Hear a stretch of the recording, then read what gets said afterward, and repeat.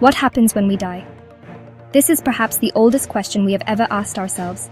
It is a mystery that has puzzled philosophers, guided prophets, and haunted our quietest moments for thousands of years. We look up at the stars, and we wonder if this life is all there is, or is there something more waiting for us beyond the veil of our existence? Does our journey end, or does it transform into something new? The answers we seek shape the lives we live, giving us purpose, a moral compass, and a reason to hope when faced with the inevitable end of our time here on Earth. Two powerful ideas have emerged from the depths of human consciousness to answer this profound question. They come from different corners of the world, born from different traditions and ways of seeing the universe. One is called Nirvana. It speaks of a great peace, an escape from the endless cycle of struggle and rebirth. The other is called Heaven.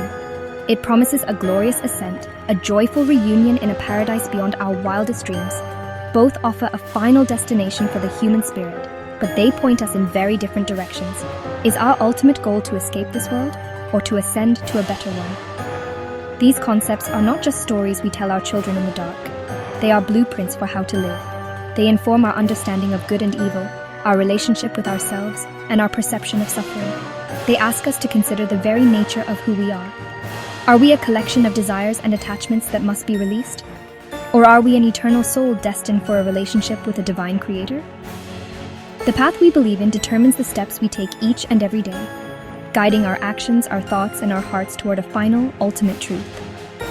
So let us embark on a journey of discovery. We will travel through ancient philosophies and timeless faiths. We will explore these two monumental ideas, Nirvana and Heaven, not to decide which is right, but to understand what they teach us about ourselves. What do they reveal about our deepest fears and our most cherished hopes? By looking closely at these two different visions of the afterlife, we might just find a clearer picture of what it means to be human, right here and now, on this fragile planet we call home. Nirvana comes to us from the traditions of Buddhism. It is not a place you go to, like a city made of gold. It is a state of being. The word itself means to extinguish, like blowing out a candle flame. But what is being extinguished? It is the fire of suffering, of greed, of hatred, and of ignorance. The Buddha taught that life is filled with suffering, or dukkha. This suffering arises from our cravings, our attachments, and our desperate desire for things to be permanent in a world that is always changing.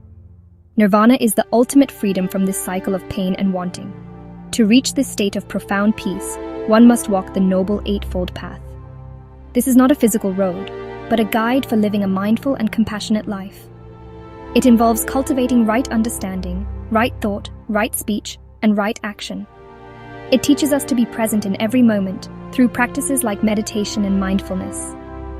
By observing our thoughts and feelings without judgment, we begin to see that they are temporary. We learn to let go of our ego, the sense of a permanent I or me that is at the root of our desires and our suffering. Many people misunderstand nirvana as a state of nothingness, a void where we cease to exist. But this is not the case. It is better understood as a boundless, unshakable peace. Imagine being caught in a stormy ocean, tossed by waves of anger, fear, and desire.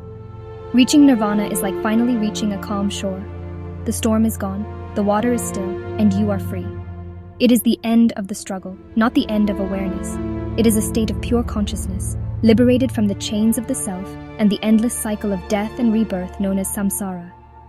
The journey to nirvana is therefore an inward one. It is about untangling the knots within our own minds.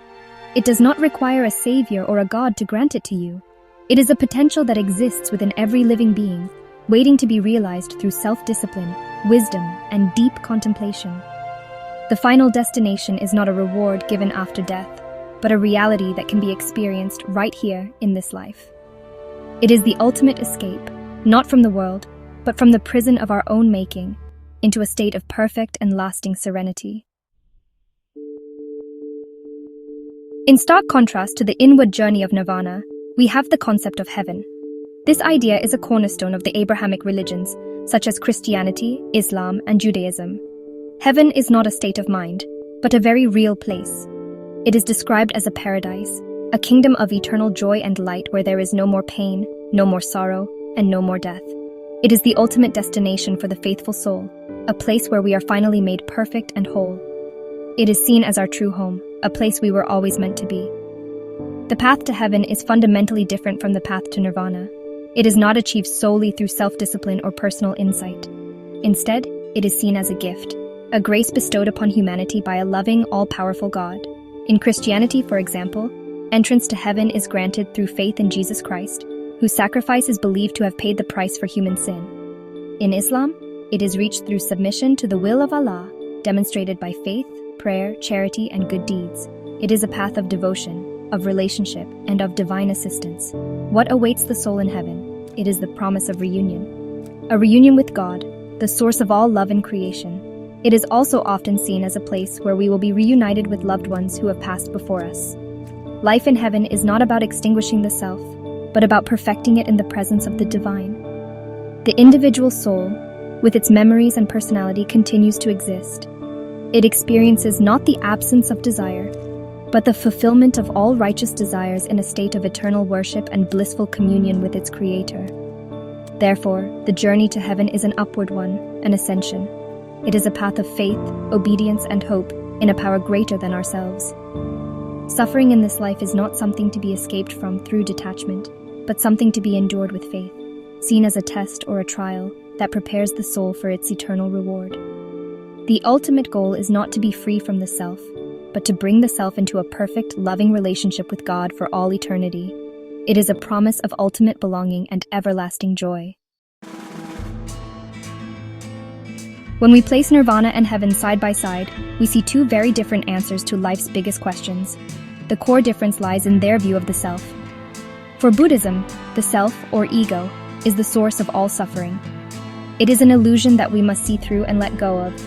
The goal of nirvana is to extinguish this false self to find freedom. For the Abrahamic faiths, the soul is real, eternal, and precious. The goal of heaven is to save and perfect this self, bringing it into a joyful, everlasting relationship with God. One seeks liberation from self, the other seeks salvation of self. This leads to different understandings of goodness and suffering. In the path to nirvana, good deeds, or karma, are part of a system of cause and effect that helps purify the mind and reduce suffering on the path to enlightenment. Suffering itself is seen as a universal truth of existence, born from attachment, which can be overcome through wisdom. In the path to heaven, good deeds are often an expression of faith and obedience to God. Suffering is often viewed as a test of that faith, a consequence of a fallen world, or a trial that ultimately brings the soul closer to divine grace. So are these two ideas completely incompatible? In their fundamental structures, they appear to be. One is a path of self-reliance, the other a path of divine grace. One sees the ultimate reality as a peaceful emptiness, the other as a personal, loving God. One ends in the dissolution of the individual ego, the other in the eternal preservation of the individual soul. They are like two different languages trying to describe the indescribable, using different words and different grammar to point toward a final peace that lies beyond our current understanding. Yet despite their profound differences, both nirvana and heaven spring from the same deep human longing. They are born from our desire to believe that life has meaning, that our suffering is not pointless, and that something better awaits us. Whether we imagine our final destiny as an escape from the wheel of suffering, or an ascent into the arms of a loving Creator, both visions provide a powerful sense of hope. They give us a reason to be kind, to seek wisdom, and to believe that in the end, there is more to our existence than just this brief, fleeting moment in time.